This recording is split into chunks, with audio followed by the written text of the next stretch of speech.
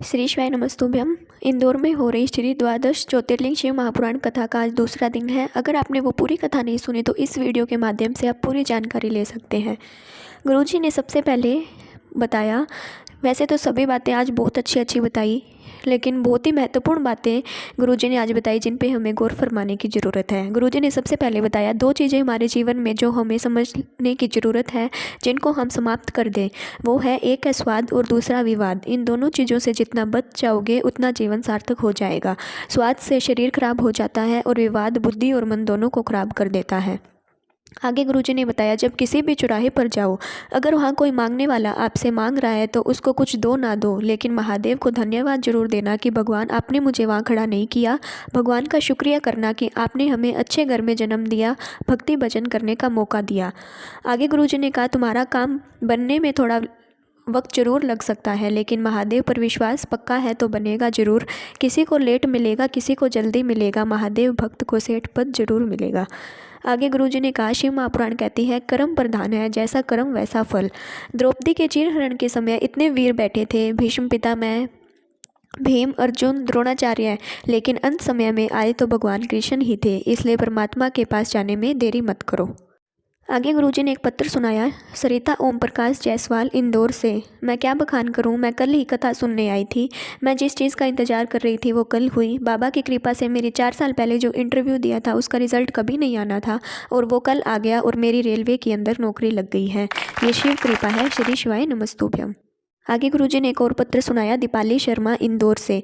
गुरुजी, पिछली बार आप इंदौर जुलाई की कथा में आए थे। मैं क्या बखान करूं, भगवान शंकर से प्रार्थना करी पंडाल में बैठकर कि बेटी का संबंध हो जाए। कोई उसको मंगल बता रहा था, कोई कुछ। बहुत टाइम निकल गया और किसी ने कहा 2-3 साल और लग जाएंगे। मैं कथा में जाकर बैठ गई और जुलाई कथा श्रवण करी और बाबा से कहा, सीहोर वाला महाराज कहता है आप 3 महीने में सब देते हो और 2.5 महीने में मेरी बेटी का संबंध बन गया, रिश्ता हो गया। ये शिव कृपा है। और दिल से कहा, तेरे मंदिर आना मेरा काम है और मेरी बिगड़ी बनाना तेरा काम है। आगे गुरुजी ने कहा, कई सालों से जो मंदिर बंद पड़े थे, जिनमें जाले लगे हुए थे, माँ शिव पुराण कथा श्रवण से वो भी खुल गए हैं, क्योंकि आज बहुत लोग मंदिर जाने लगे हैं। गुरुजी ने कहा, अगर मन की बात पूरी तरह परमात्मा तक नहीं जा रही तो मन को महाशिव पुराण की डुबकी लगवा दो, ये पूरी तरह खुल जाएगा। आगे गुरुजी ने एक पत्र सुनाया, मैं कैलाश ममताबाई सीखी। गुरुजी, शिव महिमा का क्या बखान करूं, मेरे पास शब्द नहीं। मेरा बेटा 15 साल का है और उसे लीवर में इन्फेक्शन हो गया था। उसे इंदौर के अस्पताल में दिखाया और जहां डॉक्टर ने जांच करने के बाद उसके बचने की कोई उम्मीद नहीं बताई। उसकी रिपोर्ट्स देखकर सभी डॉक्टर ने मना कर दिया और लीवर बिल्कुल डैमेज हो चुका था। यहाँ तक एडमिट करने को भी मना कर दिया। लाख कोशिशों के बाद जाँच शुरू करी और डॉक्टर ने कहा, अब जाँच का कोई फ़ायदा नहीं है, पैसे मत बर्बाद करो, ये 2 दिन से ज़्यादा जीवित नहीं रहेगा। फिर मेरी पत्नी रात 10 बजे डॉक्टर के पास गई और कहा, आपने जाँच करी है तो मैं बाबा से विनती करती हूँ। तो डॉक्टर ने कहा, आप कुछ भी करिए, हमें हमारा काम करने दीजिए, ये 2 दिन से ज़्यादा जीवित नहीं रहेगा। और फिर मेरी पत्नी ने अपनी सहेली को फ़ोन किया और उससे सीहोर का रुद्राक्ष मांगा।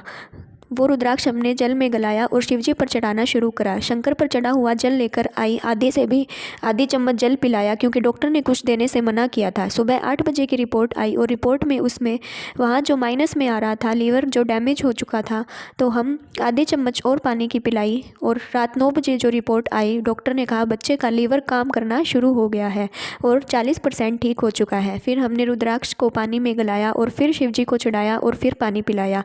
डॉक्टर ने 4 दिन के अंदर कहा लीवर 100% तक ठीक हो गया और स्कूल भी जाने लगा। तेरी कृपा बिना ही लेना एक भी अणु, लेते हैं श्वास तेरी कृपा से तनु मनु।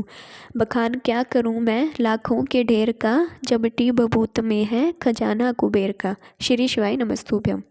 आगे गुरुजी ने एक बहुत प्यारी बात कही और निवेदन भी किया, कितना भी संकट आए मरना नहीं है, सोचना भी नहीं है, कितना भी कर्जा हो जाए बोलना जब आएगा तब दूंगा, मेहनत करना और बाबा पर विश्वास रखना। आगे उन्होंने एक बहुत ही प्यारा भजन सुनाया, जैसा भी हो भजन गाने का प्रयास कीजिए।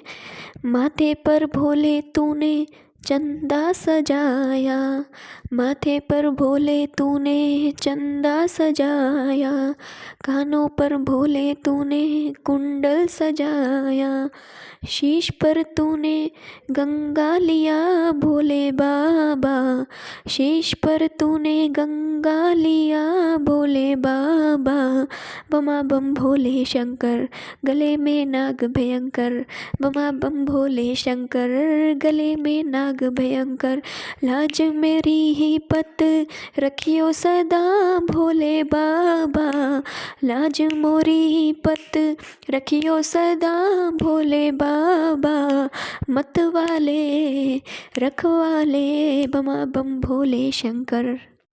आगे गुरुजी ने कहा, परिवार रिश्ते नातों से मुंह कभी मत मोड़ना, हमें साथ रहना है, जो भी तकलीफ़ आए साथ रहकर सामना करना है। आगे गुरुजी ने एक बहुत अच्छी बात कही, धन चला जाएगा तो वापस भी आ जाएगा, लेकिन धर्म को कभी मत जाने दो। जो लोग सोचते हैं हम आज के फैशन के हैं, वीआईपी है, तो गुरुजी ने बताया एक आईपीएस ऑफिसर भी इस कथा में शामिल है। ये बहुत ही अच्छी बात है और आज के नवयुवक बच्चों के लिए एक संदेश है कि खूब वीआईपी बनो, खूब पढ़ो, पर एक लोटा जल और अपना धर्म कभी मत छोड़ो। आगे गुरुजी ने बेटियों से निवेदन किया, बेटियों के लिए एक बात कही कि बेटियों को अपने पिता का अभिमान होना चाहिए, लेकिन बेटियों से भी एक निवेदन है, बेटियां ही अपने माँ बाप को नर्क से बचा सकती है और वो अपने कन्यादान का मौका ज़रूर दो, खूब मस्ती करो, पढ़ो, लेकिन अपने माँ बाप से ही कन्यादान करवाओ।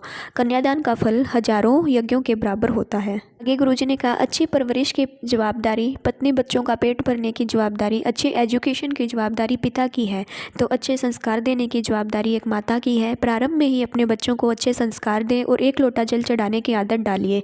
जो प्रारंभ से ही शिव महापुराण कथा सुनेंगे तो किसी बच्चे के माँ बाप वृद्धा आश्रम में नहीं मिलेंगे। कथा सुनने से, शिव के द्वार जाने से, देवालय जाने से हम बंधन मुक्त हो जाते हैं। शिव महापुराण कहती है, तुम एक लोटा जल चढ़ाते हो, देवालय जाते हो, तो तुम्हें बैकुंठ जाने की ज़रूरत नहीं, बैकुंठ वाला तुम्हारे पास आएगा। आगे गुरुजी ने कल भी कहा था, ड्रेस और एड्रेस दोनों सही होना चाहिए। हमारा एड्रेस होना चाहिए शिव मंदिर, शिव महापुराण। अकाल मृत्यु वो मरे जो काम करे चंडाल का, काल उसका क्या बिगाड़े जो भक्त हो महाकाल का। श्री शिवाय नमस्तुभ्यं।